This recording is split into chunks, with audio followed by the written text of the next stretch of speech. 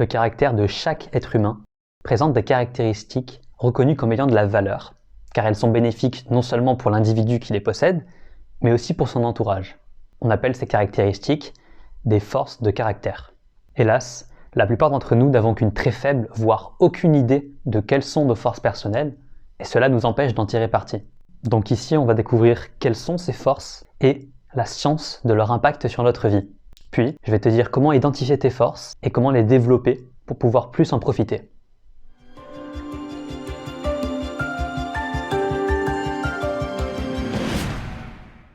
Il y a environ 20 ans, des chercheurs en psychologie, aujourd'hui célèbres pour leurs travaux, se sont donnés pour mission d'étudier avec rigueur scientifique quelles sont les principales vertus humaines, les choses que l'on considère bonnes collectivement et vers lesquelles on aspire.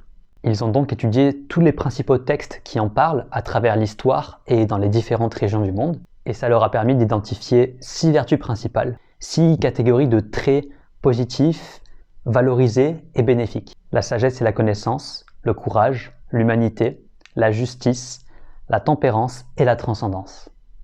La grande majorité des cultures à travers l'histoire considèrent qu'elles sont bonnes, bénéfiques, et que la pratique de ces vertus conduit à plus de bonheur. Mais ces vertus étant un peu trop abstraites pour être étudiées scientifiquement, les chercheurs se sont alors concentrés sur des forces de caractère desquelles ces vertus émergent, la façon dont ces vertus se traduisent en pratique chez les individus qui les incarnent.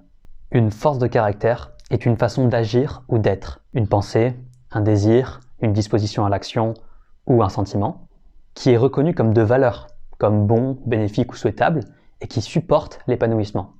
Et elles n'ont pas été sélectionnées arbitrairement comme la plupart des tests psy que tu peux trouver sur internet.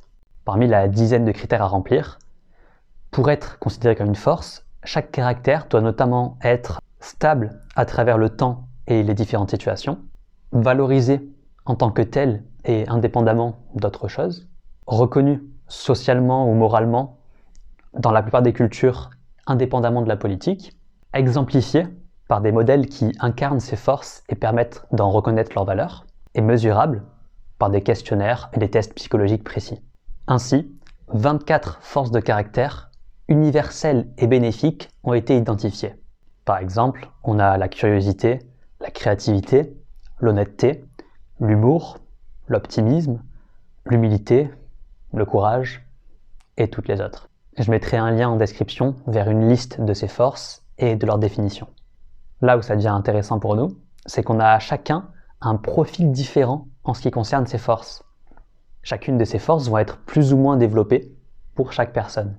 Ce profil permet donc d'identifier les forces personnelles, les forces de caractère qui sont les plus présentes et importantes chez un individu donné. Ce qui est fou, c'est la quantité d'effets bénéfiques qui résultent de l'utilisation de ces forces personnelles. Et ce, dans des domaines aussi variés que la satisfaction, le bien-être, les performances, la santé générale, la résilience face aux problèmes et aux difficultés, l'éducation, le travail et les relations. Je mets tout ça en description. Mais, pour citer juste 2 de ces bénéfices, il a été montré que trouver et utiliser ces forces une fois par jour pendant juste une semaine entraîne une augmentation du bien-être subjectif, l'échelle qu'on utilise pour mesurer le bonheur dans les tests psychologiques. Et ce, même 6 mois après l'intervention. Puis on a aussi l'effet inverse, en plus fort, pour des scores de dépression qui sont réduits jusqu'à 6 mois plus tard. Ça a été aussi étudié au travail, où une plus grande utilisation de ces forces de caractère est égale à plus de productivité, d'émotions positives et de satisfaction générale, indépendamment du job en question.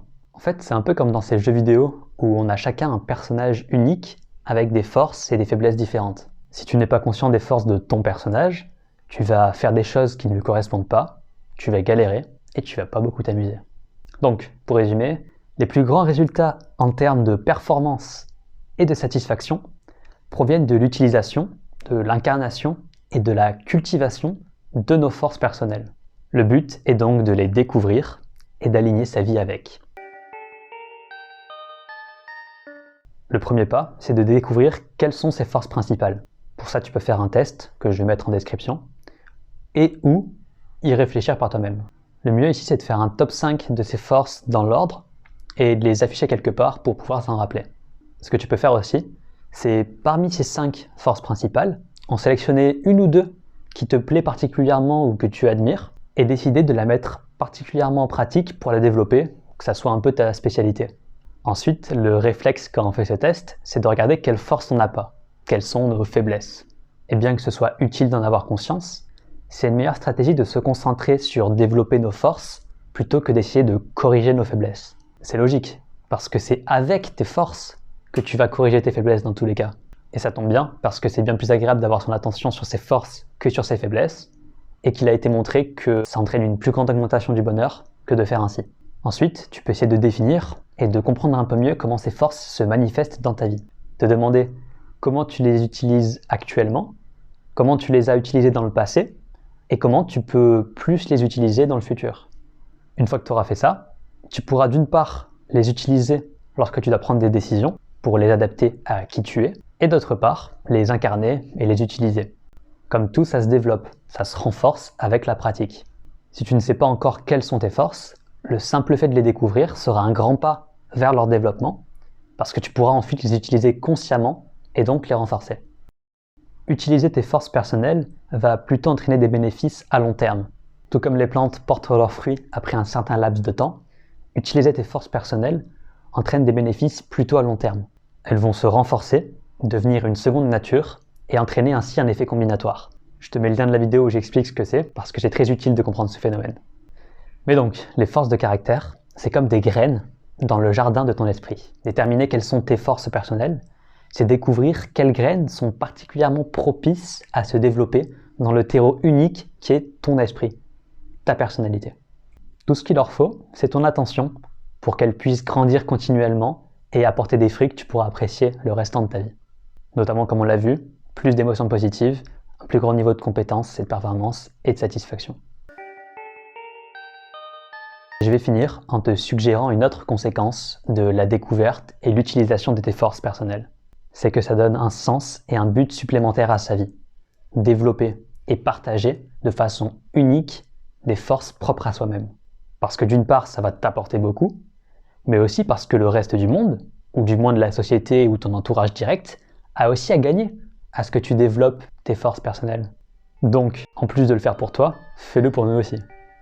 Car même si tu ne penses pas que tes actes auront une grande portée, ce monde a besoin d'autant de vertu et d'humanité qu'on peut lui apporter. En faisant cette vidéo et en voyant toutes les recherches qu'il y a sur les bénéfices que ça a de découvrir nos forces, je me suis dit que ça devrait être obligatoire dans les collèges, les écoles ou les lycées, d'au moins avoir accès à ces informations. Perso, j'aurais kiffé connaître mes forces quand j'ai dû choisir mon cursus ou même à l'école en général. Puis d'ailleurs, l'impact positif que ça a spécifiquement dans ce contexte de l'éducation a aussi été montré. Je te mets les liens en description. Mais bon, pour arriver à ça, il faut en parler. Donc ça serait super si tu peux partager ces vidéos autour de toi, aux gens à qui ça pourrait directement bénéficier, ou sur les réseaux pour que ça se diffuse. Si tu as aimé, like, commente et abonne-toi. Merci d'avoir regardé cette vidéo et à la prochaine.